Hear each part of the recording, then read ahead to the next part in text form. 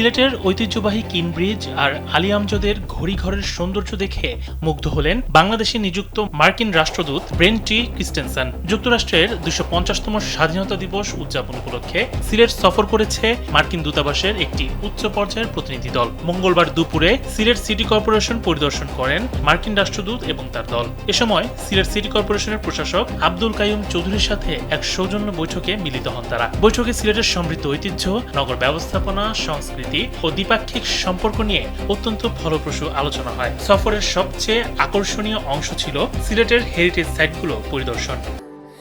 Sandalina so, রূপচর্চায় আভিজাত্য।